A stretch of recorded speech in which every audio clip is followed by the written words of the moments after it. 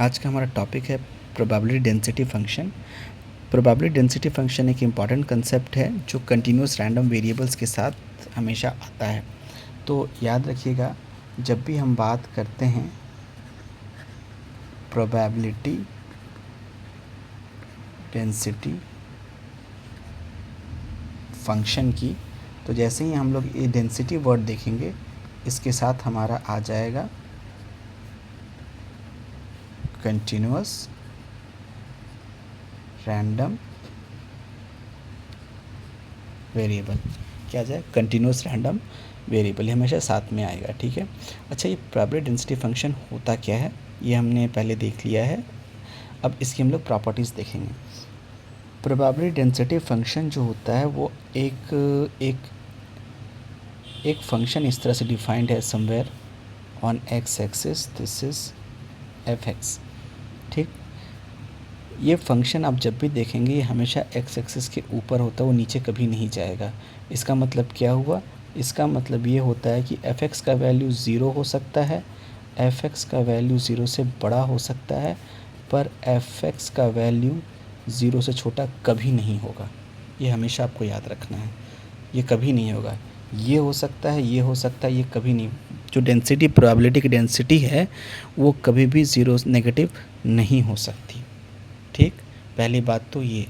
दूसरा जो important point ये है कि जो प्रोबेबिलिटी डेंसिटी फंक्शन इस तरह से डिफाइंड है, अगर इस पूरे फंक्शन का एरिया, ये जो पूरा एरिया कवर है ना, एरिया अंडर कर्व, इस पूरे एरिया को हम लोग सम करेंगे तो इसका वैल्यू कितना आना चाहिए? इसका वैल्यू आना चाहिए 1। ये दो प्रॉपर्टीज़ प्रोबेबिलिटी डेंसिटी फंक्शन में होती है। अच्छा, कोई ये पूछे कि ये कर्व क्या बताता है?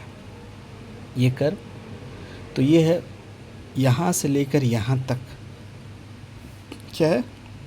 यहाँ से लेकर यहाँ तक जो प्रोबेबिलिटी है वो डिस्ट्रीब्यूटेड है अलॉन्ग एक्स एक्सिस, ये डिस्ट्रीब्यूटेड है। ठीक है ना, यहाँ से लेकर के यहाँ तक।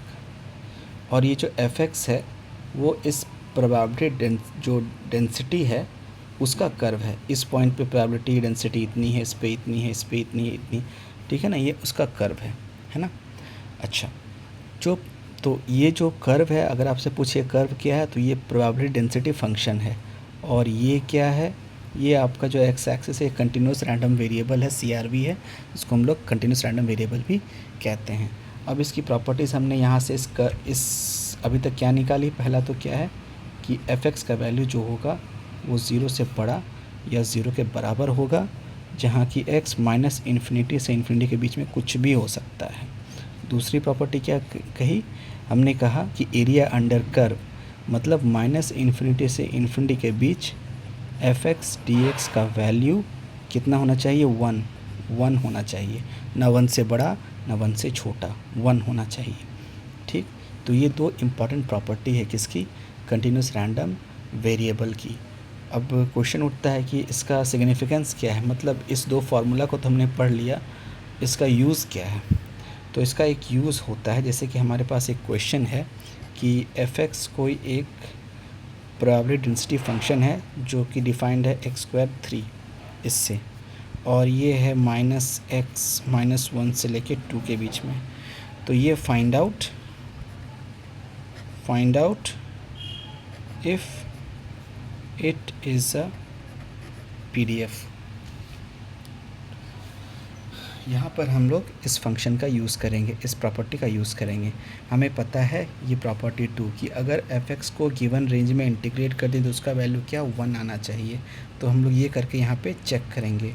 तो इसका रेंज कहाँ से कहाँ है? -1 से 2 f x d x equal to -1 से 2 x²/3 dx। ये हो जाएगा x²/9 2 -1 8/9 -1/9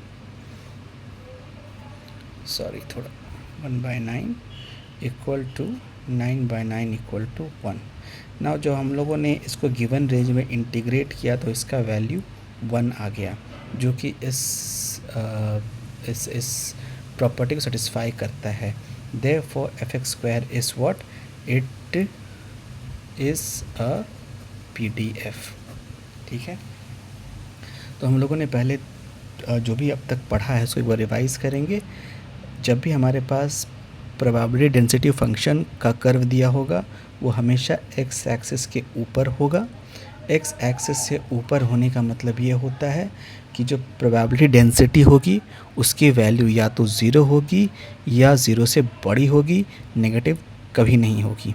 दूसरा क्या, जो प्रोबेबिलिटी डेंसिटी फंक्शन का जो कर्व होगा उसके अंदर का सारा एरिया, अगर एरिया अंडर कर्व को हम सम करेंगे तो फाइनली जो वैल्यू आना चाहिए वो हमारे हाथ में कितना, 1 आना चाहिए, ना 1 से कम ना 1 से ज़्यादा।